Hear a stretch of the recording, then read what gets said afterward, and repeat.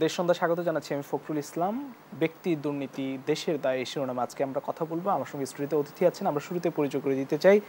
আছেন অ্যাডভোকেট আবু হেনা রাজ্জাকী, আইনজীবী, এবং আমাদের সঙ্গে যুক্ত হবেন আনোয়ার ইসলাম আনোয়ার, FCMA সদস্য, শিল্প বাণিজ্য বিষয়ক উপকমিটি, আওয়ামী লীগ। তিনি হয়তো কিছুক্ষণের মধ্যে আমাদের সঙ্গে যুক্ত হবেন। আমরা একটু সরাসরি আলোচনায় যেতে চাই। অ্যাডভোকেট আবু হেনা রাজ্জাকী, আপনার কাছে আসতে চাই। আপনি আইনজীবী, আসলে এখানে আইন সংশ্লিষ্ট বিষয় রয়েছে দুর্নীতির সঙ্গে। সেক্ষেত্রে আসলে আমরা সম্প্রতি লক্ষ্য করছি যে আজিজ, সাবেক সেনাপ্রধান আজিজ আহমেদ এবং বেনজির আহমেদ সাবেক পুলিশ প্রধান এবং MP আনোয়ারুল আজিমের হত্যাকাণ্ড বেশ দেশ জুড়ে আলোচিত একটি ঘটনা এবং টক অফ দ্য কান্ট্রি। এখনও কিন্তু এই ইস্যুগুলো খুবই বেশ সরব আলোচিত। বেনজিরকে কিন্তু এখনও জিজ্ঞাসাবাদের আওতায় আনা যাচ্ছে না। আসলে মানে এইতে কি কোনো যোগসূত্র আছে কিনা, কি বলবেন? ধন্যবাদ আপনাকে। যোগসূত্র বলতে কি ঠিক বুঝলাম না, তবে আমি চেষ্টা করবো ওটা বের করার। আপনার বিষয়টা হচ্ছে দুর্নীতি, মেইনলি এই যে ব্যক্তির দুর্নীতি দেশের দায় কথাটা বলছেন আপনি শুরুতে। আপনি দেখেন দুর্নীতি এক এক ব্যক্তির বেলায় কিন্তু দুর্নীতির ট্রিটমেন্টটা এক এক রকম, দুর্নীতির সংজ্ঞা বদল হয়ে যায়। আজকের পত্রিকায় বোধহয় আসে দুর্নীতি চেয়ারম্যান বলতেছে দুর্নীতির বিষয়টা প্রমাণ করা খুব কঠিন। উনি এই শিরোনামে একটা নিউজ আসছে। কঠিন যদি বলেন তাইলে আপনি বলেন যে বাংলাদেশের দুর্নীতি যেমন খালেদা জিয়ার দুর্নীতি, ডক্টর ইউনূসের দুর্নীতি, এবং খালেদা জিয়ার দুর্নীতিটা পিওর ব্যক্তির, ডক্টর ইউনূসের দুর্নীতি পিওর ব্যক্তির কোন অর্থে, এবং তাদের কিন্তু পানিশমেন্ট হয়েছে দুর্নীতির দায়ে। একজনের 5 বছরের জেল, পরবর্তীকালের উচ্চ আদালত 10 বছর করছে, আর একজনের 6 মাসের জেল, বিভিন্ন মামলা তার চলতেছে। এর পরের ধাপের দুর্নীতিতে আসেন এস আলমের দুর্নীতি। এস আলম $1 বিলিয়ন পাচার করেছে, অফিসিয়ালি রেকর্ডেড। এটা তদন্তের নামে তদন্তের একটা স্টেপ আসছিল হাইকোর্ট থেকে, পরবর্তীকালে আবার অ্যাপিলেট ডিভিশনের চেম্বার জাস্ট থামিয়ে দিল, এবং সব শেষে সেটা আবার এখন তদন্ত হচ্ছে, বলছে তদন্ত চলবে। এই যে তদন্ত চলবে আজকে পর্যন্ত, আপনি বলেন তো, আপনি এই দেশের লোক, আপনি নিজে জানেন এস আলমের দুর্নীতি কতদিন ধরে চলছে, আপনি বলেন তো ফলো আপ কী আছে? No result. আসেন আব্দুল্লাহি বাচ্চুর বেসিক ব্যাংকের দুর্নীতি, তার লোন টাচ করতে পারে নাই বাংলাদেশ। একটা ব্যাংকে ডিস্ট্রয় করে দিয়ে তার লোন টাচ করতে, আবারও বলছি, তার পশম স্পর্শ করতে পারেনি। তাহলে কারা এরা? কারা? আতিউর রহমান সাহেবের সময় বাংলাদেশ ব্যাংকে 810 কোটি টাকা চলে গেছে। পরে শুনছি ফিলিপাইন থেকে টাকা উদ্ধার হয়েছে। সূত্র কি? আতিউর রহমান তো আনটাচ, টাকা উদ্ধার হলো ফিলিপাইন থেকে। আমার টাকা চলে গেল না, এই বাড়ির থেকে একটা ক্যামেরা চলে গেল, দারোয়ান এদের কিছু হইল না, ক্যামেরাটা উদ্ধার করা হলো ড্যামরা থেকে। কিভাবে? সূত্র কি? তাহলে তাদের শেল্টারটা কোথায়? আসেন আবুল বারাকাত জনতা ব্যাংকের সময়ের কেলেঙ্কারি, আপনারা জানেন 4,500 কোটি টাকার কেলেঙ্কারি। আবুল বারাকাত সাহেব একেবারে বহাল তবিয়তে অর্থনীতির বিষয়ে কি অর্থনীতি বিভাগ নাকি একটা সমিতি আছে, অর্থনীতি সমিতির প্রেসিডেন্ট ছিলেন, এখন অন্যজন হয়েছে। কিছুদিন আগে প্রধানমন্ত্রীকে ক্রেস্ট উপহার দিয়েছেন। 4,500 কোটি টাকা যার সময় ব্যাংকের থেকে চলে যায় তাকে প্রাইম মিনিস্টার চেনে না, আমার বিশ্বাস হয় না। তার হাত থেকে আমি ক্রেস্ট নিয়েছি। এরপরে যদি আপনি আসেন, এই ধাপগুলো শেষ করলাম কেন বলেন, তাহলে তাদেরকে আজও কেন স্পর্শ করা হচ্ছে না? পাশাপাশি একটা হত্যা মামলা, আনার হত্যা মামলা নিয়ে ব্যাপক আলোচনা চলতেছে। হত্যাটা হওয়ার পরপরই বাংলাদেশের সরকারের পক্ষের একজন ভালো প্রতিনিধি বলে দিলেন যে এই আনার হত্যায় অন্য কোনো দেশের কেউ সম্পৃক্ত না, যারা করেছে তারা বাংলাদেশের। কি করে বললেন আপনি? তদন্তের তও হয় নাই, তখন বলে দিলেন। আবার সেই তদন্ত নিয়ে অনেক কিছু হচ্ছে। এখন তদন্ত কোথায়? CID করবে কলকাতা। আমাদের দেশ থেকেও তদন্তে গেছে, যাওয়ার ফলে আমরা ক্যামেরা দেখেছি। আপনি তদন্ত করবেন, you must maintain the privacy and secrecy, কিন্তু আপনি তো ক্যামেরা নিয়ে যাচ্ছেন। তার মানে কি আপনি তদন্ত করছি আমরা, না প্রচার করছি? এরপরে যদি আপনি এই ধারাবাহিকতার থেকে আসেন, বেনজির আজিজের দুর্নীতি, যেটা সবচেয়ে বেশি আলোচিত হচ্ছে। দুইটা লোকের কিন্তু দুর্নীতি, ব্যক্তির দুর্নীতি, খালেদা জিয়া এবং ইউনূস। কারণ কি জানেন? এদের টপে কেউ নাই। এরা যখন দুর্নীতিটা করছে তখন এরাই টপে। তার মানে দুর্নীতি করে আপনি টিকে যাবেন যদি আপনার টপে কেউ শেল্টার দেয়। এখন বেনজির সাহেবের যে দুর্নীতিটা আপনি আনলেন, বেনজির সাহেবের অলরেডি বোধহয় কি একটা নাভানা না কি একটা রিসোর্ট, সেটা সাবানা, সেই রিসোর্টটার রিসিভার নিয়োগ করা হয়েছে। এটা যদি দুর্নীতির জিনিস না হয় তাইলে ওটা রিসিভার নিয়োগ করবে কেন? তার মানে প্রমাণিত দুর্নীতি করে করছে। তাহলে আপনার তো কোনো রাইটই নাই যতক্ষণ পর্যন্ত আপনি প্রমাণ করতে না পারবেন। আপনার কি রাইট আছে কারো সম্পত্তি এভাবে নেওয়ার? নিশ্চয়ই আপনার কাছে সূত্র আছে, সূত্র থাকলে দুর্নীতি হিসেবে প্রমাণিত। 6 তারিখে তার হাজিরার ডেট ছিল, যায় নাই। কোথায় আছে সে? যায় নাই, আবার ডেট দেওয়া হইল, আমি জানি না।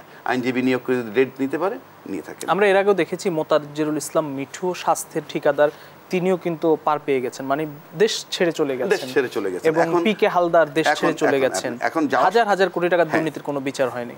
পিকে হালদার সাহেবের বিচার দেখেন ভারতে করেছে, ভারতে ধরা পড়েছে। এবং আমরা এই পিকে হালদারের কথা বলে আরেকটা বিষয় আমার মাথায় আসলো। বলছে যে আনার হত্যা যে হইল কলকাতায়, তার পুরো ষড়যন্ত্র হয়েছে ঢাকায়, প্ল্যানটা। আমি তর্কের খাতিরে ধরি না, আমি তো জানি না, এটা যারা তদন্ত করে তারা বলবে। তাহলে পিকে হালদার যে গ্রেফতার হলো, বিচার হলো, পাশাপাশি বিএনপির সালাউদ্দিন, তাকে আবিষ্কার করা হলো শিলংয়ে। সে উত্তরা থেকে হঠাৎ করে নিখোঁজ, 2 মাস পরে তার দেখা মিলল শিলংয়ে। তাহলে ওখানেও তার বিচার হয়েছে এবং সেখানে নির্দোষ প্রমাণিত হয়েছে, পিকে হালদার দোষী প্রমাণিত হয়েছে। বিচার নিয়ে আমার কথা নাই, কিন্তু আনার হত্যা মামলা নিয়ে যখন আপনি এত তৎপর, আমরা যে হত্যা হয়েছে কলকাতায় কিন্তু প্ল্যান হয়েছে ঢাকায়, তাহলে পিকে হালদার যখন পালায়ে গেল ভারত, সেই পালায়ে যাওয়ার প্ল্যান কোথায় হয়েছে? ভারতে না বাংলাদেশে? বাংলাদেশে প্ল্যান করে সে পালায়ে গেছে। তাহলে আপনি পিকে হালদারের ব্যাপারে কোনো স্টেটমেন্ট নাই কেন? সেখানে আমাদের তদন্ত কমিটি যায় নাই কেন? কিংবা সালাউদ্দিন যখন শিলংয়ে আটক হইল, তখন সেও তো প্ল্যান বাংলাদেশে করছে, তারপরে না ভারত গেছে।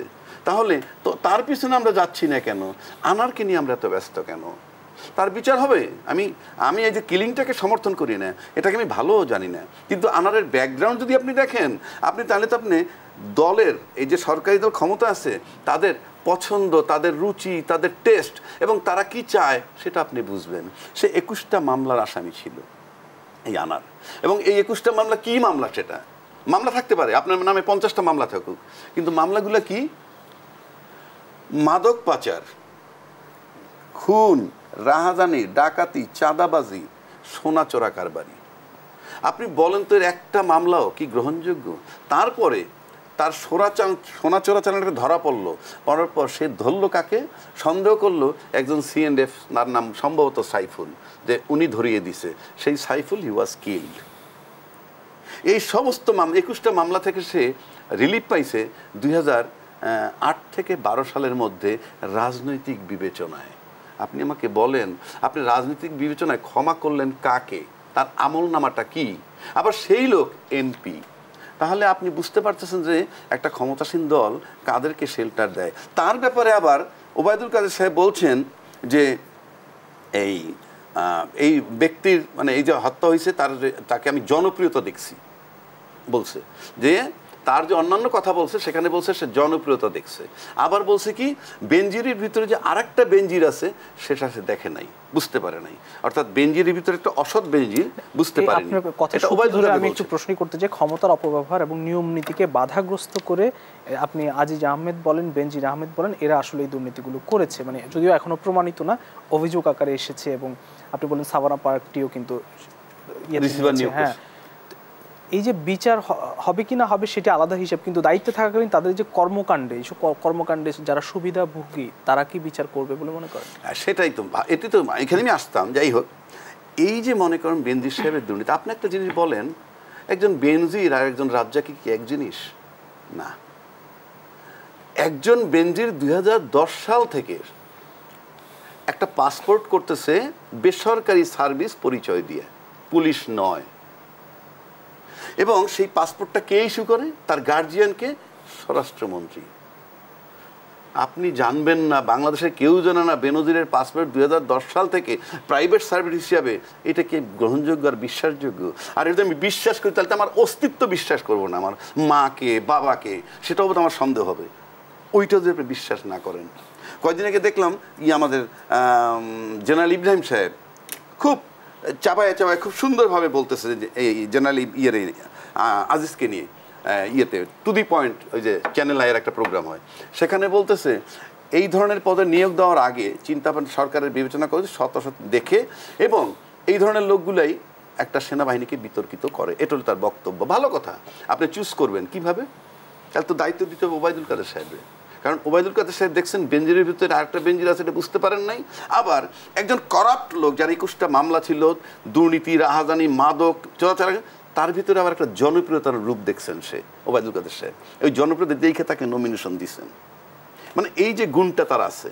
তো এখন আপনি আর্মিতে যদি যান, যে আজকে আমরা দেখলাম জেনারেল কি ওয়াকারুজ্জামান সাহেব নতুন সেনাপতি বা চিফ হয়েছেন, ভালো কথা। এখন ইব্রাহিম সাহেবের কথায় যদি আমি ধরি, তাইলে আমি যদি দেখি যে একজন জেনারেল সাহেব সঠিক না, অসৎ না, অসৎ মনে হয়, এইভাবে 10 জন জেনারেল অসৎ, 10 জন ব্রিগেডিয়ার অসৎ, পাইলাম একজন কর্নেল সাহেবের সৎ, তাহলে কিন্তু তাকে আর্মি চিফ বানাবো? সৎ অসৎ কিন্তু এভাবে হয় না। প্রতিটা আর্মি অফিসার সৎ। তিনজনের দায়টি ব্যক্তিগত বলা হচ্ছে, যদিও ব্যক্তিগত, কিন্তু এই তিনটি ঘটনার কোনো যোগসূত্র দেখেন কিনা? আমি যোগসূত্র সেখানে আসতেছি। এখন এই যে জেনারেল সাহেব বলছিলেন যে দেখে দেওয়া উচিত, তখন আমি জেনারেল সাহেবের প্রশ্ন করছি টক শোতে, ওই ওনার সাথে না, অন্য চ্যানেলে, যে আপনি নিজে একটা কল্যাণ পার্টি করেছিলেন, সেই কল্যাণ পার্টিতে 12-14 বছর আপনি একটা রাজনীতি করেছেন, সেই রাজনীতির কী স্ট্যান্ড ছিল দেশবাসী জানে। হঠাৎ করে আপনি স্ট্যান্ড পরিবর্তন করে ফেললেন কোন শক্তির বদৌলতে? বদল করে আপনি আবার এমপি হয়ে গেলেন পার্লামেন্টে। এবং আপনি বলেন তো, আগে এমপি বিহীন জেনারেল ইব্রাহিম আর এমপি হওয়ার পর জেনারেল ইব্রাহিম, আপনি কি সম্মান বেড়েছে? বাড়েনি। তাহলে যে শক্তি আপনাকে, আবার এই যে শক্তি আপনাকে কারা রাজনীতির মাধ্যমে শাহজাহান ওমরকে নৌকায় করে পার্লামেন্টে নিয়ে গেল, সেই শক্তিটাই হলো এদের শেল্টার। এই কি আজিজ বলেন, এই বেনজির বলেন, এবং এই আনার বলেন। আজ বেনজির সাহেবের 14 সাল থেকে উনি খামারের ব্যবসা করেন, উনি বলছেন চাষাবাদের ব্যবসা করেন। উনি কি 5-10টা ব্যবসায়ীর নাম বলতে পারবে যারা ওই সময় মাছের ব্যবসা করে ওনার মতো ধনী হয়েছে? কারণ একটা ব্যবসায়ী তো ব্যবসায়ীর খবর রাখে। আপনি একজন অ্যাঙ্কারিং করেন, আপনি কিন্তু 50টা অ্যাঙ্কাররে চেনেন। তাহলে বেনজির সাহেব একটু ডাইকে দুদক জিজ্ঞেস করুক না যে ভাই 2014 সাল থেকে এই মাছের ব্যবসা করে তোমার মতো এত টাকার মালিক হয়েছে, 5টা লোকের নাম কও। সেই লোকগুলোর নাম বললেই দেখবেন আরও এমপি মন্ত্রীর নাম বের হয়ে আসবে। কেন? একমাত্র তাদেরই ইনকাম ট্যাক্স ফাইলে আমি দেখছি যে মাছের ব্যবসায় প্রচুর টাকা। যে দেশে মন্ত্রী এমপিরা প্রধানমন্ত্রীকে মানে না, আমি দায়িত্ব নিয়ে বলছি মানে না, তার কথাকে সম্মান করে না। দেখুন আপনি যে এই প্রধানমন্ত্রী বলছিল যে মন্ত্রী এমপিদের স্বজনরা যদি কেউ নির্বাচন করে তাদেরকে দল থেকে বহিষ্কার করা হতে পারে। হয়েছে তো, নির্বাচন করছে তো, কি হয়েছে? Who cares? এখন বেনজির সাহেব আপনি টাচ করতে পারবেন না, আবারও বলছি টাচ করতে পারবেন না। কেন পারবেন না? আপনি দেখেন বেনজিরের এখন ডালপালা খোঁজে যে তার দুর্নীতিতে সহযোগিতা করছিল কে। তার দুর্নীতিতে সহযোগিতা কে করবে? তার তো সিঙ্গেল কমান্ডে কাজ হয়েছে, আর তার শেল্টার ছিল তার টপে। তার টপে কি আপনি খুঁজে বের করেন বাংলাদেশে? Very simple. সুতরাং বেনজিরকে যদি আপনি গ্রেপ্তার করেন, আজিজকে যদি গ্রেপ্তার করেন, প্রশাসন হাত গুটিয়ে নেবে এই সরকারের পিছন থেকে। বিকজ করেছি তোমার জন্যই, এটা এই দুর্নীতি করতে সরকার বলেনি। এই যে দুর্নীতিবাজদের বেআইনি কর্মকাণ্ডের দায় কি সরকার এড়াতে পারে কিনা? প্রশ্নই ওঠে না। বিকজ একটা দেশে যখন আপনি, এখন ভারতের রাজনীতি এসে পড়ে এখানে, কেন বলছি? আমরা যে গণতন্ত্রের সংজ্ঞাটা দিয়েছি যে একটা দলকে 3টা ভাগ করে কিন্তু আমরা গণতন্ত্র করেছি, এবং এই গণতন্ত্র এই নির্বাচন করার পর ব্যাপকভাবে আমরা বলেছি কি, স্বাধীনতার পরে বাংলাদেশে এর চেয়ে সুন্দর নির্বাচন আর হয় নাই, এর চেয়ে সুন্দর গণতান্ত্রিক নির্বাচন আর হয় নাই। এই যদি গণতন্ত্রের নির্বাচন হয়, একটা দলকে 3 ভাগ করা, এই নির্বাচন কি ভারত বোঝে না? এই নির্বাচন মোদী সাহেব বোঝে না যে বিজেপিকে 3টা টুকরা করে নির্বাচন করে ফেলতাম? ভারতের নির্বাচন কি বার্তা দিছে আমাদেরকে? তোমার নির্বাচন, তোমার গণতন্ত্র কোনো গণতন্ত্রই না, সেই মেসেজটাই দিছে। সেকেন্ড মেসেজ আসেন যে আপনার আস্থা, এই যে ইভিএম মেশিনের নির্বাচন 2014 হয়েছে, 2019 হয়েছে ভারতে, আজকে না, 14-19 ইভেন এটা হইল। এই যে হওয়ার পরে আপনি সব দল নির্বাচনে গেছে কেন? অর্থাৎ নির্বাচন কমিশন একটা স্বাধীন প্রতিষ্ঠান। আমরা যত কথাই বলি সে কিন্তু পিরামিডের মতো দাঁড়িয়ে আছে, এবং নির্বাচন কমিশন থেকে যদি কোনো ব্যত্যয় ঘটে যাবে বিচার বিভাগ, সেখানেও তার একটা শক্ত অবস্থা নিয়ে দাঁড়ায় আছে। এই 2টা বিষয়ের আস্থা আছে। কিন্তু আপনি আমার দেশে আস্থা পাবেন? আমার দেশে আইন চোখে দেখে। আমার দেশে 3 কোটি টাকা বিয়ে খালেদা জিয়ার যে 3 কোটি টাকার দুর্নীতি, সেটা এক ব্যাংক থেকে আরেক ব্যাংকে গেছে, 7 কোটি টাকা হয়ে গেছে, সেটা দুর্নীতি হয়ে গেছে। এবং এই দুর্নীতি আরেকজন ডক্টর ইউনূসকে চোখে দেখছে। আমাদের দেশের আইনটা চোখে দেখে, আমি এই জন্য বলছি। আইন কিন্তু থাকে অন্ধ, সে কাউকে দেখে না, বুলেটের মতো, যাকে মারবেন সেই মরবে। আইনও থাকে অন্ধ, বাংলাদেশের আইনও চোখে দেখে, এবং দেখে দেখে ধরে, এবং পিছনে পরিচালনা করে কারা? সরকার। এবং সেই জন্য খালেদা জিয়ারে দেখেছে, ডক্টর ইউনূসকে দেখেছে, কিন্তু আপনার এস আলমকে দেখে না, আবদুল্লাহ বাচ্চুকে দেখে না, আবুল বারাকাতকে দেখে না, বেনজিরকে দেখে না, আজিজ সাহেবকে দেখে না। অদ্ভুত না? এই হইল বাংলাদেশ। সুতরাং এটা পরিষ্কার যে এইটা শেল্টার সরকার না দিলে সার্ভাইভ করার কোনো ওয়ে নাই এবং তাদেরকে টাচ করতে পারবে না গভর্নমেন্ট। আবারও বলছি, বেনজির আজকে টাচ করলে প্রশাসনের বাকি যারা আছে তারা হাত গুটিয়ে নেবে, সরকার অসহায় হবে এবং সরকারকে ক্ষমতা থেকে যাওয়ার ব্যাপারটা খুব বেশি করতে চাই যে আমরা মিঠুর ঘটনা দেখলাম, পিকে হালদারের ঘটনা দেখলাম, দেশ ছেড়ে পালিয়েছে, বেনজিরও দেশ ছেড়ে চলে গেছেন, সেই ক্ষেত্রে আসলে কি ধামাচাপা পড়ে যাবে বেনজির ইস্যু ধামাচাপা পড়বে কি পড়বে না সেটা বড় কথা না। বড় কথা হচ্ছে যে আপনি কেয়ার করেন কিনা, আপনি মানুষকে সম্মান করেন কিনা, আপনি দেশবাসীকে গুরুত্ব দেন কিনা। প্রশ্ন হচ্ছে আপনি যদি আপনার সার্ভাইভাল নিয়ে চিন্তা করেন যে 50,000 টাকা গরুর মাংসের কেজি আনোয়ার ভাই কিনবে আর আমি কিনবো, ফাইন, আর লোক খাইলে পারলো কি পারলো না, দ্যাট ইজ ইমেটেরিয়াল। তো সুতরাং আপনি আসলে ওই জায়গাটায় একটা মানুষ যখন ক্ষমতা এবং টাকা দুইটার লোভী হয়ে যায় একটা সরকার, ক্ষমতা এবং টাকা, এই যারা টাকা পাচার করেছে তাদের ঘাড়ে কয়টা মাথা যদি আমি ধরতে চাই তাহলে ধরতে পারবো না। আপনি সেখানে রহস্যটা কি তাইলে? তার মানে হচ্ছে দুর্নীতি, ক্ষমতা লোভী এবং টাকার লোভী যে সরকার হয়, আমি আর কিছু না এইটুকু নির্দ্বিধায় বলতে পারি সে দেশপ্রেমিক না। জি, অসংখ্য ধন্যবাদ। আমাদের সঙ্গে যুক্ত হয়েছেন আনোয়ারুল ইসলাম আনোয়ার, FCPM এ সদস্য, শিল্প বাণিজ্য বিষয়ক উপকমিটি, আওয়ামী লীগ। আপনাকে স্বাগত জানাচ্ছি। নিশ্চয়ই আপনার কাছে আমরা আসবো, একটি প্রশ্ন রেখে একটি বিরতিতে যেতে হবে। বেনজির এখনো জিজ্ঞাসাবাদের আওতায় আনা যাচ্ছে না, কি বলবেন? এই প্রশ্নটি রেখে যেতে চাই। প্রিয় দর্শক, দেশ সন্ধ্যা নিচ্ছে একটি ছোট্ট বিরতি, ফিরছে একটু পর, সঙ্গেই থাকুন।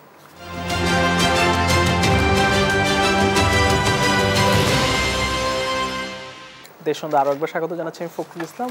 স্টুডিওতে অতিথিরা আছেন। আনোয়ারুল ইসলাম আনোয়ার, আপনার কাছে আসতে যে প্রশ্ন রেখেছিলাম, বেনজির এখনও জিজ্ঞাসাবাদের আওতায় আনা যাচ্ছে না।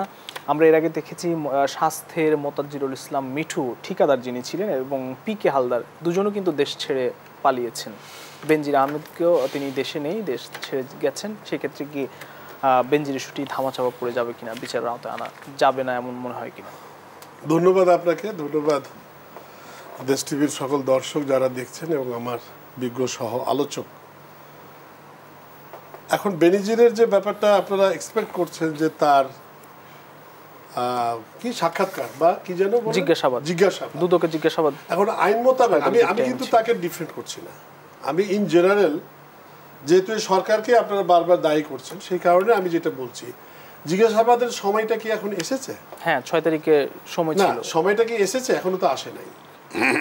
কিন্তু আইনি প্রক্রিয়া কি বন্ধ আছে? তাও কিন্তু না, মানে জিজ্ঞাসাবাদের সময় আসেনি। তো জিজ্ঞাসাবাদের সময় তাকে 6 তারিখ যেহেতু ডেট দেওয়া হয়েছিল, পরবর্তীতে আমরা দুদকের চেয়ারম্যান এবং পরিচালক তাদেরও ভাষ্য মতে যেটা জানলাম যে আরও 15 দিন টাইম কিন্তু ইন জেনারেল সব নাগরিককে দেওয়া হয়।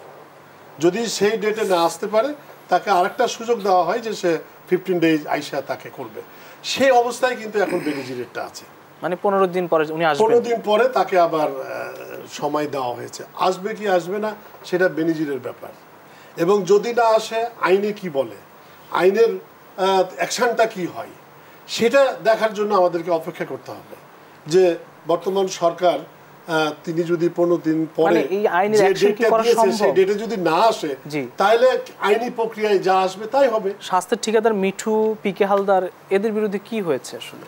না, সেখানেও তো যতটুকু আইনের মধ্যে আওতায় পড়ে ততটুকু তো হচ্ছে। তাদের টাকাও ফেরত আনা যায়নি, তাদেরকে বিচারের আওতায় আনা যায়। দেশের বাইরেও ওখানে বিচার চলছে, আমি যতটুকু জানি পিকে হালদারের এবং আর যারা করেছে।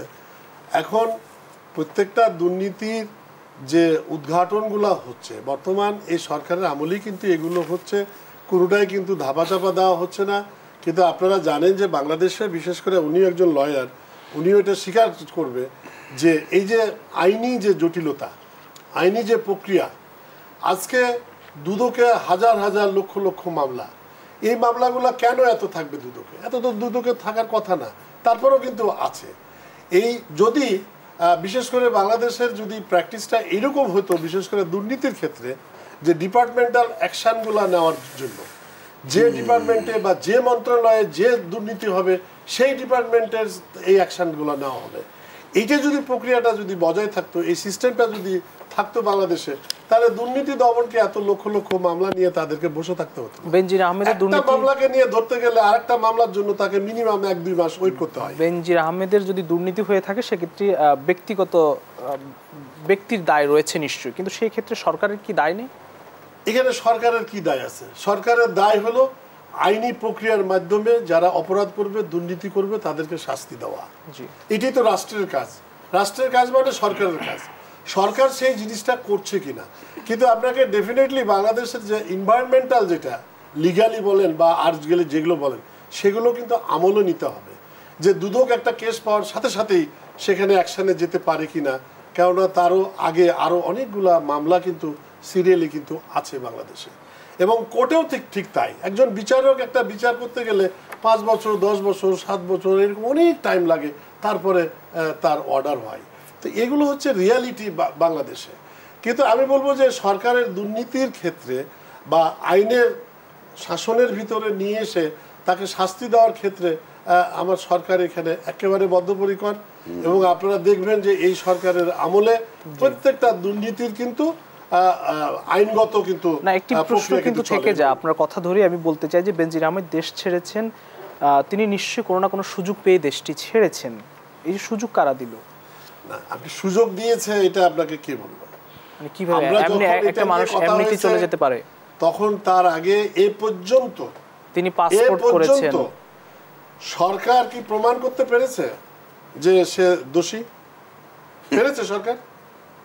হ্যাঁ, আপনি এনভায়রনমেন্টাল বা সার্কামস্ট্যান্সিয়াল হয়তো এভিডেন্স হয়তো বলছে যে সে গিলটি, এটা আমিও জানি, আপনিও জানেন। মানে এত সম্পদ উনি ব্যবসা করে, এত সম্পদ উনি ব্যবসা করে করেছে। সম্পদ যদি থেকে থাকে তাহলে ডেফিনেটলি আমরা সেই সার্কামস্ট্যান্সিয়াল এভিডেন্সে আমরা বলছি যে সে এখানে দোষী সাব্যস্ত হয়েছে। নিশ্চয়ই আপনি বিচারিক প্রক্রিয়ার কথা বলছেন, তদন্ত প্রক্রিয়ায় কি আপনি বলতে পারবেন বা রাষ্ট্র কি এখনো বলতে পারছে যে সে দোষী? তদন্তই তো করা সম্ভব হচ্ছে না। আমাদের দুর্নীতি দমন কমিশন কি বলতে পারছে যে সে দোষী?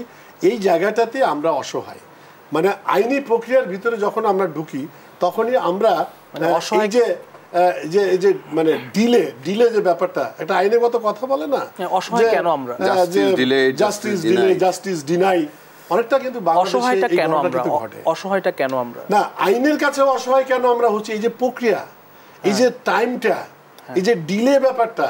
ইচ্ছে করলে কালকে আজকে জনগণের যে এক্সপেকটেশন, বিশেষ করে এই যে আমাদের এর ক্ষেত্রে, সাবেক আইজির ক্ষেত্রে, যে আজকেই ধরে এনে কালকেই তাকে হ্যাং করে দাও, এই যে এক্সপেকটেশন, যে এত দুর্নীতি করেছে, এত জায়গা জমি করেছে, এই এক্সপেকটেশন কিন্তু সবারই। আমি আলোচনার ক্ষেত্রে দেখেছি সব টকশো, পেপার, পত্র পত্রিকায় সব জায়গাতেই এক্সপেকটেশনটা, এবং এই এক্সপেকটেশনটা তো অন্যায় না, আমি কিন্তু অন্যায় বলছি না।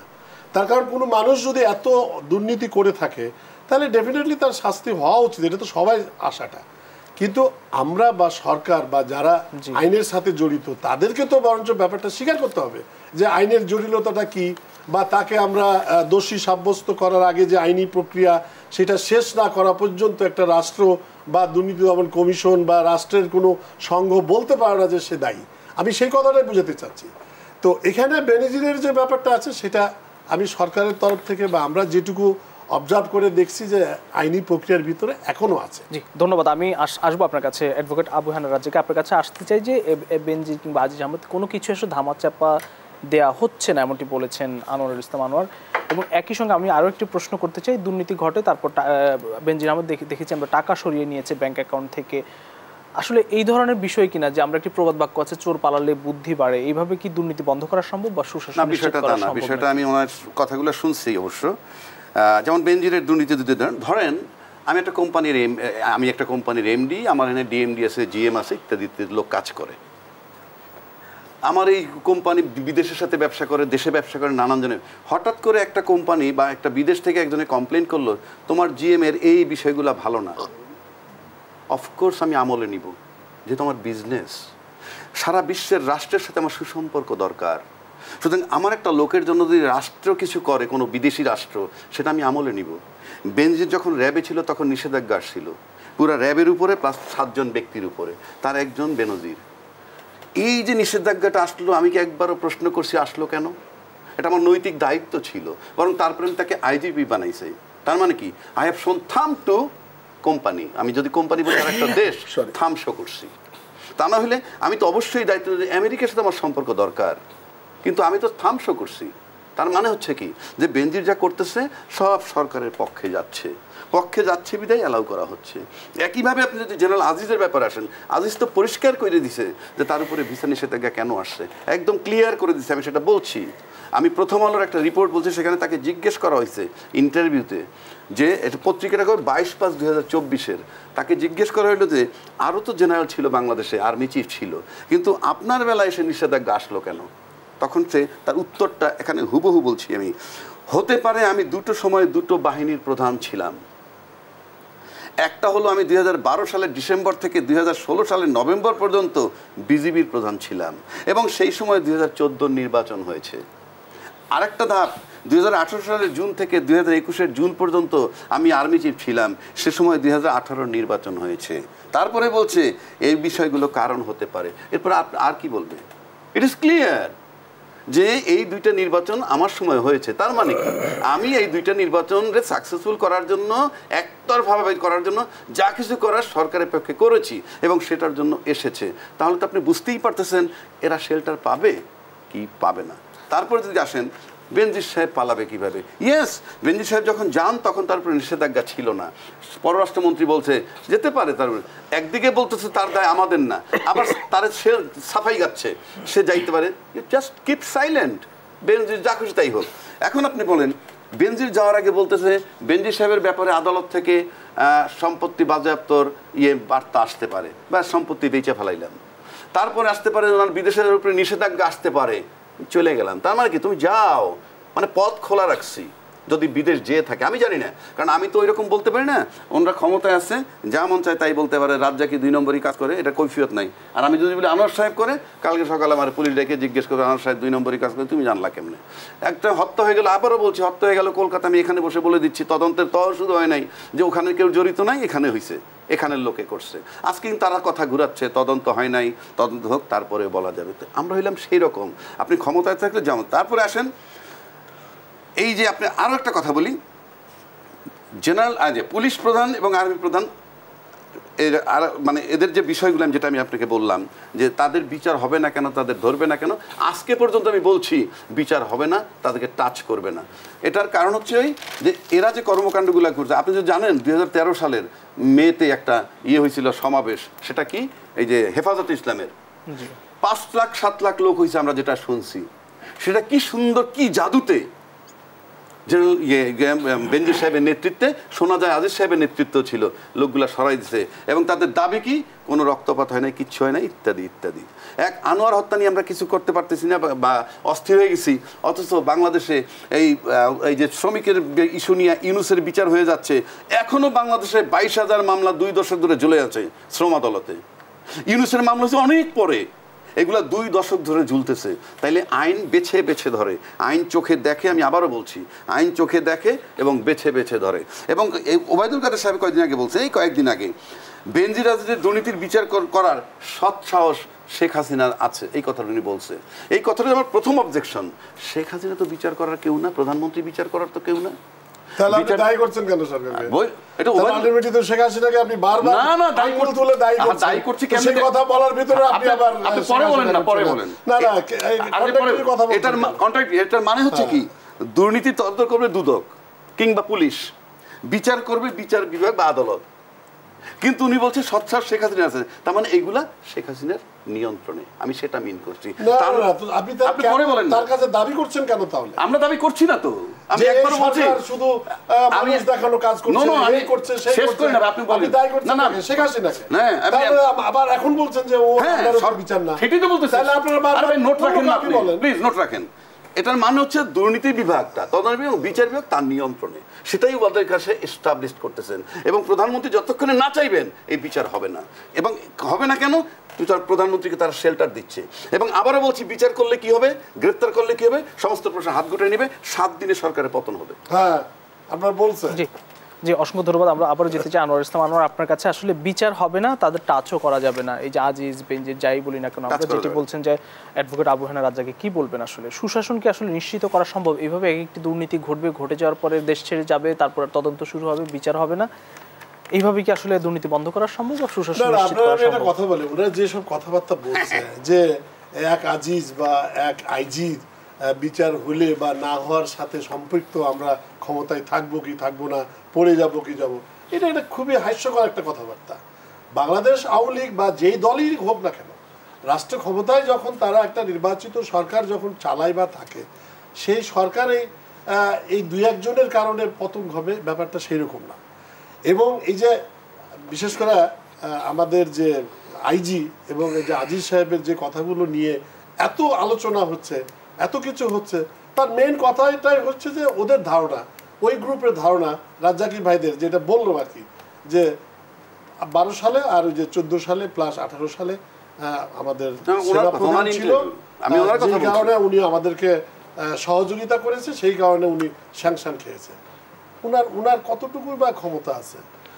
তিনি আন্ডারে চাকরি করছেন এবং দেশের আইন শৃঙ্খলা রক্ষা করার জন্য বিজিবিকে যখন যেভাবে ব্যবহার করে একটা রাষ্ট্র, ঠিক সেইভাবে লিগ্যালি তাদেরকে ব্যবহার করা হয়েছে। এর বাইরে তো কিছু না।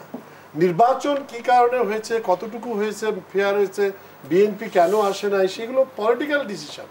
এগুলোর সাথে আইজি বা এগুলোর সাথে সাবেক সেনাপ্রধান কিন্তু কোনোভাবেই জড়িত না। তারা রাষ্ট্রের দায়িত্ব পালন করেছে। এমনকি এখানে যদি বিএনপিও ক্ষমতায় থাকে, আমরা দেখেছি সেই সময় পুলিশ বাহিনী প্রধান করেছে, আমরা কিন্তু সে আমলেও দেখেছি।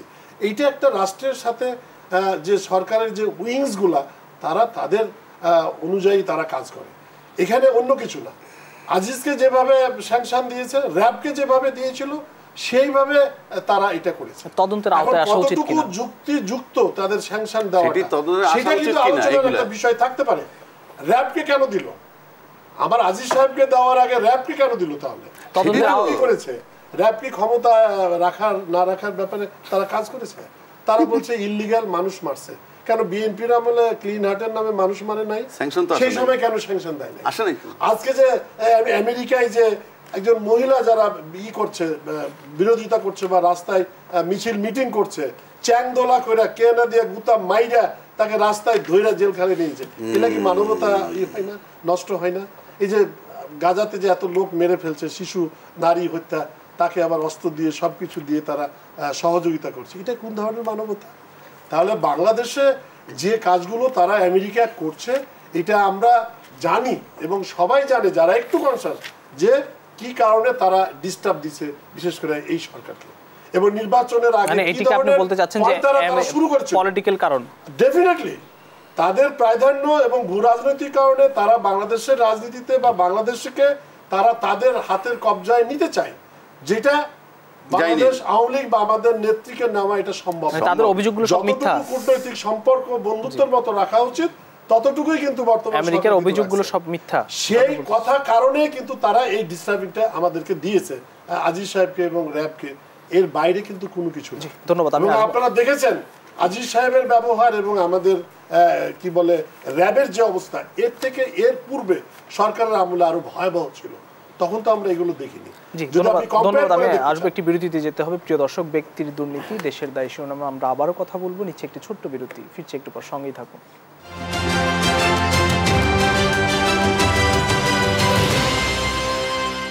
দেশ সন্ধ্যা আরেকবার স্বাগত জানাচ্ছি। আমরা আসলে ব্যক্তির দুর্নীতি দেশের দায় শিরোনামে কথা বলছি। আমরা আবারও যেতে চাই আনোয়ার ইসলাম। আনোয়ার, আপনার কাছে আসলে এই যে দুর্নীতিবাজ একের পর এক আসে, কিন্তু সেগুলোর আমরা দেখি যে ধামাচাপা পড়ে যায়, তারপর অনেকে দেশের বাইরে চলে যান, দেশের বাইরে অনেক সম্পদ থাকে, সেগুলো কিন্তু আনা সম্ভব হয় না। মানে এইভাবে কি আসলে সুশাসন নিশ্চিত করা সম্ভব কিনা, বা দুর্নীতিগুলো প্রশ্রয় পায় কিনা? দেখেন, বাংলাদেশে এই যে দুর্নীতিগুলা নিয়ে যদি ইন জেনারেল কথা বলেন, দুর্নীতিতে ছেয়ে আসলে বাংলাদেশটা একেবারে দুটো স্বৈরাচার প্রায় 27 বছর দেশ স্বাধীন করছে, বাকিগুলো আমরা করছি। এই 27 বছরে আপনারা দেখেছেন যে ক্ষমতায় আসা এবং নতুন দল গঠন করা, নতুন দল গঠন করতে গিয়ে সব লোকজনরে দলের ভিতরে নিয়ে আসা, সুযোগ সুবিধা দেওয়া, ইল্লিগালি সব কিছু করা, এইসব করতে গিয়ে কিন্তু একটা দুর্নীতির একটা ইনস্টিটিউশন তৈরি হয়েছে আসলে বাংলাদেশে। এটা যেমন 27 বছরে তৈরি হয়েছে, এই যে 52, 50 বছর, 51 বছর যে আমাদের বাংলাদেশের বয়সটা, তার আগেও কিন্তু ছিল। কিন্তু এই যে এরকম দুর্নীতি কিন্তু শুরু হয়েছে কিন্তু আসলে বাংলাদেশ জন্মের পর থেকে কিন্তু শুরু হয়েছে আসলে এগুলো। আনফর্চুনেটলি যে 27 বছর যে দুটো স্বৈরাচার যারা ছিল, এরা কিন্তু বাংলাদেশের সবকিছু, গণতন্ত্রের ধারাবাহিকতা বলেন, দুর্নীতি, সবকিছু, অর্থনৈতিক উন্নয়নের ধারাবাহিকতা সবকিছু কিন্তু নষ্ট করেছিল ওরা। এখন কি দুর্নীতি যারা করে তারা কি মানে জাতীয় পার্টি বিএনপির লোক? এই সরকার ক্ষমতায় আসার পরে যারা প্রশাসনে আছে বা যারা দুর্নীতি করে তারা তো আসলে আওয়ামী লীগ, বিএনপি, জামাত এগুলো না, তারা প্রশাসনের লোক, তারা বিভিন্ন ইনস্টিটিউটের প্রধান হয়ে কাজ করছে। না, এখন যারা দুর্নীতি করছে এটাকে বিএনপি প্রশ্রয় করছে, বিএনপি প্রশ্রয় করছে, তো সেটা তো আমি বলছি না, আমি ইন জেনারেল বলছি যে দুর্নীতি যেটা রন্ধ্রে রন্ধ্রে যেভাবে মানে শুরু হয়েছে বা আছে, সেই জিনিসগুলাকে আপনি ভাঙতে এত তাড়াতাড়ি সম্ভব হবে? তবে এই দুর্নীতি যদি আপনারা, যেটা আমাদের এক্সপেকটেশন, যে যদি আপনি দূর করতে চান, কিছু আইনি প্রক্রিয়া চেঞ্জ করতে হবে, কিছু সিস্টেমেটিক চেঞ্জ করতে হবে, কিছু তাড়াতাড়ি যাতে বিশেষ করে দুর্নীতির যাতে অ্যাকশনগুলো হয় সেইটা মানে সেই প্রক্রিয়াটাই নিয়ে আসতে হবে। এটাকে রাষ্ট্র করতে হবে, এটাকে ডেফিনেটলি রাষ্ট্রকে করতে হবে। এবং যারা আজকে পার্লামেন্টে নিয়ে বসে আছে তারা যদি, এই আইন প্রয়োগকর্তারা যদি চিন্তা করে যে আমরা সমাজটারে পরিবর্তন করব, দুর্নীতি দূর করতে যাব, সংসদে দাঁড়াইয়া খালি যদি বক্তৃতা দিই ওখানে দুর্নীতি হয়েছে তার বিচার করিতে হইবে, কিন্তু ওই সংসদ সদস্যটা তো আর একটা দায়িত্ব আছে যে আমরা কি ধরনের সিস্টেম চালু করলে আমরা দুর্নীতির তাড়াতাড়ি বিচার করতে পারবো বা দুর্নীতি সমাজ থেকে দূর করতে পারবো। অনেক সময় কথাই বলে না, সুযোগের অভাবে মানে অসৎ উপায় অবলম্বন করে না, অনেক সময় আছে না যে সুযোগ নাই বলে করে না। সেই সিস্টেমটা আসলে ডেভেলপ করতে হবে যাতে এখানে দুর্নীতি যাতে করতে না পারে। কিন্তু বাংলাদেশে যে প্র্যাকটিসটা কিন্তু হয়ে আসছে, এটার আমূল পরিবর্তন না করা পর্যন্ত এই দুর্নীতি চলতে থাকবে। তবে হ্যাঁ, রাষ্ট্রপ্রধান বা যারা আইনের মানে শাসন করছে তারা যদি আন্তরিক হয় তাহলে একদিন না একদিন তো দুর্নীতি অবশ্যই, আন্তরিকতা কি আমরা দেখছি আমরা অবশ্যই অবশ্যই। আমি যে বলবো যে বাংলাদেশ যেখানে দুর্নীতিতে চ্যাম্পিয়ন ছিল, আমি বলছি না যে এখনো দুর্নীতি নাই, কিন্তু আগের চেয়ে অবশ্যই কম হয়েছে। এবং এখানে যদি বড় বড় দুর্নীতি একদিন আগে হোক আর পরে হোক, আপনারা কিন্তু, আমরা সবাই কিন্তু ব্যাপারগুলো কিন্তু জানছি, যেটা আগে কিন্তু জানাও যেত না। আগে কিন্তু জানাও যেত না যে বাংলাদেশের দুর্নীতি কি পরিমাণ হচ্ছে। সবাই বুঝতো যে হ্যাঁ দুর্নীতি হচ্ছে, সরকারি একটা কাজ করতে গেলে টাকা না দিলে হয় না, এই ধরনের জিনিসগুলা কিন্তু আগেও ছিল, এখনো কিন্তু আছে, কম আর বেশি, বাট কম আর বেশি। কিন্তু এখন যারা যারা দুর্নীতি করে আপনি দেখবেন বর্তমান সরকার, বিশেষ করে আমাদের নেত্রী, যারা দুর্নীতি করে বা দুর্নীতির কোনো ছায়া বা কথা উঠে, তারাকে কিন্তু দলের কাছাকাছিও ভিড়তে দেয় না, ক্ষমতার কাছাকাছি কিন্তু তাদেরকে রাখতে দেয়। খুব যদি সূক্ষ্মভাবে আপনারা বিবেচনা করেন আমাদের নেত্রীকে, আর আমাদের নেত্রী যেখানে নিজে দুর্নীতি মুক্ত এবং মাথা যদি ঠিক থাকে, আস্তে আস্তে কিন্তু বাকিগুলা কিন্তু সব ঠিক হবেই। একটা আজিজ বা একটা বেনিজিরকে দিয়েই কিন্তু এই সরকারের পুরো বিষয়টাকে কিন্তু আপনার বিবেচনা করলে কিন্তু আমার মনে হয় অন্যায় হবে। আমার নেত্রী যেভাবে কাজ করে। জি, ধন্যবাদ অ্যাডভোকেট আবু হেনা রাজ্জাককে। আপনার কাছে আসছে, দুর্নীতি কমে যাচ্ছে, এখনকার সময় দুর্নীতি কমে যাচ্ছে, একই সঙ্গে আসলে এইভাবে যদি হতে থাকে আসলে সেই ক্ষেত্রে দুর্নীতি প্রশ্রয় পাবে কিনা? আপনার সব কিছুর মূলে কারণটাই হলো কি আপনি গণতন্ত্র, আপনি যদি ওইভাবে আসেন, আপনি যখন এককভাবে একা দল করবেন, একটা দলকে 3 ভাগ করে আপনার মন মতো নির্বাচন করবেন, এবং ভাই একটা হিসাব দিল 27 বছর অন্যরা শাসন করছে, আমি জানি না কোথায় পাইছি তথ্য। 3.5 বছর বঙ্গবন্ধু, 4.5 বছর জিয়া, 9 বছর এরশাদ, গেল 17, খালেদা জিয়ার 10, 27, আওয়ামী, তারপরে 111-এর 2, আওয়ামী লীগের 21 বছর চলছে। সবচেয়ে দীর্ঘমেয়াদী ক্ষমতায় ছিল বাংলাদেশে আওয়ামী লীগ। আপনি ভাগ করেন, সবচেয়ে দীর্ঘমেয়াদী ক্ষমতায়। আবার বারবার বলে যে বাংলাদেশের 2টো দল হয়েছে ব্যারাক থেকে আসছে, একটা হলো এরশাদের জাতীয় পার্টি আর একটা জিয়াউর রহমানের বিএনপি। একমাত্র বিএনপির সাথে তাদের বনে না, জাতীয় পার্টির সাথে সুপার সখ্যতা। কেন? সেটাও তো ব্যারাক থেকে আসছে। তার কাছ থেকে আপনি পারফিউমের ঘ্রাণ পান, আরেকজনের কাছ থেকে ময়লার গন্ধ পান, কারণটা কি? কারণ আপনার দাসখত দেয় নাই তারা, প্রবলেমটা খালি ওইখানে, এছাড়া আর কোনো কারণ নাই তো। দুইটাই তো ব্যারাক থেকে আসছে। যেখানে আমাদের এবারকার নির্বাচন করার পর জাতীয় পার্টির চেয়ারম্যান বলে ফেললো আমাদেরকে ডেকে নিয়ে কোরবানি দিয়েছে। যাক, সেই বিতর্কে যাচ্ছি না। এখন প্রশ্ন হচ্ছে বাংলাদেশে কোথায়? বাংলাদেশে যে আন্দোলন এই সরকার সময় হয়েছে, আপনি যদি 2013-র মেয়ের আন্দোলন ধরেন, সুপার আন্দোলন, 28শে অক্টোবর আন্দোলন, সুপার আন্দোলন, কিন্তু এদের ব্যর্থতাটা কোথায়? কাদের আন্দোলন? বিএনপির আন্দোলন। বিএনপি আন্দোলনের কথা বলছি। ব্যর্থতাটা কেন? ব্যর্থতা হলো এই যে বাংলাদেশে এই প্রথম এই সরকারের সময় গত 16 বছর যাবত যে কোনো রাজনৈতিক দলের সাথে দুইটা ফাইট করতে হচ্ছে, একটা হলো রাজনৈতিক দল ক্ষমতাসীন আর একটা হলো প্রশাসন। দুইটা জায়গায় তাদের ফাইট করতে হচ্ছে। যেখানে বিএনপি সমাবেশ দিছে সেখানে তারা শান্তি মিছিল করছে। এই দুইটা ফাইট আমি কোথাও দেখি নাই। এ কারণে আপনি আন্দোলন করে এনে সরাইতে পারবেন না, এবং এই কারণে প্রশাসন সরকারের কাছে খুব দামি। এবং উনি বলছেন একজন বেঞ্জির একজন আদি না, লোড বেয়ারিং বিম কিন্তু একটা বিল্ডিংয়ে 200 বিম থাকে, সব বিমই লোড নেয় না, লোড নেয় 50-60টা, বাকিগুলো দরকার চেম্বার পোর্শন ভাগ করবে ইত্যাদি ইত্যাদি কারণে। এই লোড বেয়ারিং দুইটা হইলো এরা। এবং এই সরকারের কাছে প্রশাসনটার মূল্য কেন এত বেশি আমি বলি আপনাকে। আপনি যদি বলেন দুধ পচলে দই হয়, একটা কথা আছে, দুধ পচলে দই হয়, সেই দই কিন্তু দুধের চেয়ে দামি। আবার দই পচলে পনির হয়, সেটা কিন্তু আবার দইয়ের চেয়ে দামি।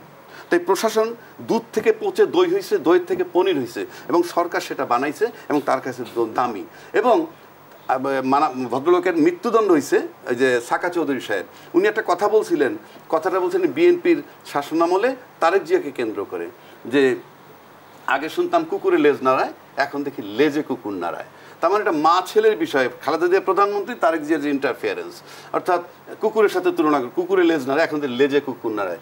এখন বাংলাদেশ থেকে এনে আমরাও জানতাম বা আমরা দেখে আসছি, জিয়ার আমল বলেন, এরশাদের আমল বলেন, সবাই কিন্তু এই ক্ষমতাসীনরাই প্রশাসনকে নাড়াইছে। আর এখন আমরা 16 বছর যাবৎ দেখতেছি প্রশাসন সরকারকে নাড়াচ্ছে। সুতরাং এই কারণে দেখেন যত প্রতিকূল অবস্থায় হোক সরকার দায় নেয় না বেনজিরের, আজিজের, কিন্তু তাদেরকে ধরাছোঁয়ার বাইরে রাখছে যে ভাই আমার উপর থেকে এটা বলতে হবে, তাহলে সাফাই গাচ্ছ কেন, জাহান্নামে যাক না বেনজির আর আজিজ, তোমরা কেন কথা বলতেছো তাদের পক্ষে, দায়িত্ব নিচ্ছ কি নিচ্ছ না, জাস্ট কিপ সাইলেন্ট। কই না তো, কথা বলছে, তার মানে কি আমি উপর দিয়ে এগুলো বলতেই হবে আমাকে, তোমরা আমাকে যে উপকার করছো এটা ঋণ শুধু। অর্থাৎ এখন ওই কুকুরের মতো যদি আমি বলি, প্রশাসন এখন রাষ্ট্র চালাচ্ছে এবং ক্ষমতাসীনদের নাড়াচ্ছে। কোনো উপায় নাই, এই সরকারের প্রশাসন নির্ভরই থাকতে হবে। জি ধন্যবাদ। আমরা আবারও যেতে চাই আনোয়ার ইসলাম। আনোয়ার, আপনার কাছে আসলে আমরা কয়েকদিন আগেই গুলশানে ডিপ্লোম্যাটিক জোনে দেখলাম যে 22 সেকেন্ডে 38টি গুলি করেছেন কনস্টেবল কাউসার, এবং মনকে নৃশংসভাবে আসলে হত্যা করা হয়, এবং পরিবার পক্ষ থেকে বলা হয়েছে যে এটি মানসিক রোগী ছিলেন সেই কনস্টেবল যিনি গুলি করেছেন। আসলে এই ধরনের ঘটনাগুলো খুব নাড়া দেয় সমাজকে, এবং কি বলবেন আসলে, মানে এই ধরনের নৃশংস একটি হত্যাকাণ্ডের ঘটনা ঘটেছে।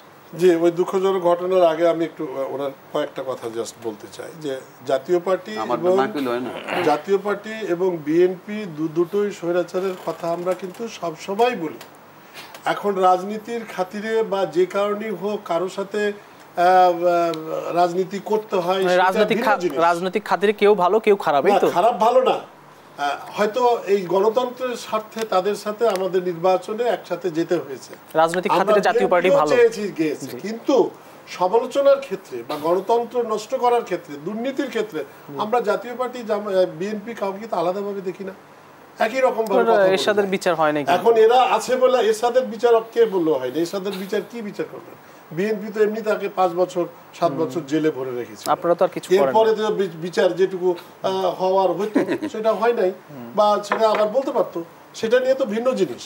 কিন্তু দুর্নীতি বা অবৈধভাবে ক্ষমতা দখল করে বাংলাদেশের যে গণতন্ত্র নষ্ট করেছে, এইটাই আমি মনে করি বাংলাদেশের গণতন্ত্র নষ্ট করার এবং দুর্নীতির বেজ তৈরি করা হয়েছে। কারা করেছে সেই বেজটা? এই যে দুটো স্বৈরাচার আমরা যেটা বলি, তাই তো করছে। 75-এর পরে যে দুর্ভাগ্যজনক যে জিনিসগুলো হয়েছে সেগুলো এখন তো আমরা যেটা করছি, সেই দেশ তো এখন আমরা একদিকে কি বলবো, আমরা কি দেশটাকে কাজ কিন্তু আমার নেত্রী কিন্তু করে নাই। 60,000 কোটি টাকার বাজেট এখন 7,97,000 কোটি টাকার বাজেটে আমরা নিয়ে গেছি। বাংলাদেশটা যে উন্নয়ন যে প্রক্রিয়াগুলো অব্যাহত থাকছে, বিশ্বের বুকে কোথায় যাচ্ছে, দরিদ্র দেশ থেকে উন্নয়নশীল দেশে বাংলাদেশ অনেক এগিয়েছে। সেই কাজগুলা যেহেতু লম্বা সময় আমরা পেয়েছি, আমার নেত্রী সেই কাজগুলা করেছে এবং করে যাচ্ছে, এবং আমার মনে হয় এই 5 বছর পরে আপনারা দুর্নীতির লাগাম টানা যায় না, কিন্তু অন্য কিছু দেখছেন, দুর্নীতির লাগাম টানা যায় না। এবং দুর্নীতির যে ব্যাপারটা সামনে আসছে আপনি ধরে নেন, এটাও কিন্তু একটা পজিটিভ জিনিস। এই কারণে আমি বলবো যে বড় বড় যারাই দুর্নীতি করছে সেগুলো জনসমক্ষে আসছে, এবং এটার যদি বিচার সুষ্ঠুভাবে করতে পারে বাকিগুলাও না, এই যে মিঠু, তারপরে আপনার বেসিক ব্যাংকের দুর্নীতি, তারপর অনেক কিছু আছে, এগুলো কি বিচার হবে? ওই যে আমাদের যে আইন বিশেষজ্ঞ, যদি উনি একপেশি আইন নিয়ে কথা বলে, ইন জেনারেল আইন নিয়ে কথা বলেন, ইন জেনারেল নিয়ে যদি উনি কথা হাসি আসে কিন্তু হাসেন না। না না না, এখানে হাসি না, আমি সিরিয়াসলি বলছি, যদি উনি আইনের কথা যদি বলে তাহলে তাদের বিচারগুলো আমরা কেন করতে পারছি না, এই ডিউটি কিন্তু তাদের। বলা উচিত যে কেন এই আইনি প্রক্রিয়ার জটিলতাটা কোথায়, কাদের বিচার করা যাচ্ছে না। এই যে আপনি যাদের কথা বলছেন যে এই আইনি প্রক্রিয়ার কোথায় জটিলতাটা আসছে, একটু বলবেন আপনি। আবু হেনা রাজ্জাকী সুষ্ঠুভাবে করা যাচ্ছে, ঠিক আছে, কিন্তু ওনারা একটা জিনিস বলে দেয়, দোষ চাপায় দেয় সরকার। জি জি, আপনি উনি আপনার কাছে উত্তর জানতে চাইছেন কেন বিচার করা যাচ্ছে না। সাগরের হত্যা মামলা 12 বছর তদন্ত চলে, 12-13, ঠিক আছে, এটা তদন্তকারী কর্মকর্তা আছে, অনেকবার চেঞ্জ হয়েছে, বিচার বিভাগ কি তাকে একবার প্রশ্ন করছে তাদেরকে কেন রিপোর্ট আসতেছে না? একটা দেশে 1 লক্ষ মামলা আছে, 50 লক্ষ আসামি আছে এই বিএনপির বিরুদ্ধে বা সরকার বিরুদ্ধে, তাহলে তো একটা সন্ত্রাসী দেশ। কেউ কি প্রশ্ন করছে? না না, কেউ কি প্রশ্ন করছে যে এই মামলাগুলো রিপোর্ট হচ্ছে না কেন, পুলিশ রিপোর্ট কেন আসতেছে না? একটা 18 কোটি লোকের একটা দেশে 1 লক্ষ মামলায় 50 লক্ষ আসামি, তাহলে তো ভারতে মামলা থাকা উচিত 50 লক্ষ। আছে ভারতে সেই মামলা বিরোধী দল লোকের বিরুদ্ধে। এই যে হাজার হাজার কিলোমিটার হাঁটলো কি জানি আমাদের কংগ্রেসের রাহুল গান্ধী, তাকে কেউ বাধা দিচ্ছে? সে তো হাইটে আসছে, সে মানুষ মারছে না না, সে মানুষ পুড়িয়ে মারছে, ওই পরে বলতে দেন, আপনি পরে বলেন মারছে। না না, এই যে এই কথাটাই তো আপনাদের বলেন না, বললামই সেটা, যে এখানে কেন বেশি মামলা হচ্ছে, কথা বলতে না দিলে কেন বেশি মামলা হয় না সেটা আপনি বলেন। জি বলেন, আপনি বলেন। না, বলতে না দিলে তো আপনি বলছি, বিষয়টা হচ্ছে যে আমি এক পেশেন্ট না, আমার কথা হচ্ছে যেটা বলছেন ডিলে, আমার কথা হচ্ছে যে বিচার বিভাগ তো প্রশ্ন করার রাইট আছে যে এই যে 1 লক্ষ মামলা হয়েছে সেটার পুলিশ রিপোর্ট আসতেছে না কেন? আজ পর্যন্ত আপনার পত্রিকায় পেয়েছেন যে বিএনপির এই মামলাগুলো কেন রিপোর্ট আসতেছে না, সেই মর্মে বিচার বিভাগ কেউ জানতে চাইছে? পাইছেন? আমি নিশ্চিত করে বলতে পারি পান নাই। সাগররুনি হত্যাতে 12 বছর তদন্ত হচ্ছে না, আপনি কি পত্রিকায় পাইছেন যে শোকজ করা হচ্ছে, তুমি কেন রিপোর্ট দিতে পারতেছো না? পাইছেন? তাহলে কেন হচ্ছে না এটা? সেই জায়গাটা আপনার যেতে হবে। অর্থাৎ আমি আবারও বলছি, এখনো বলছি যে সবার উপরে মানুষ সত্য, তাহার উপরে নাই। বাংলাদেশে সবার উপরে নির্বাহী বিভাগ সত্য, তার উপরে নাই। নির্বাহী বিভাগ সবার উপরে।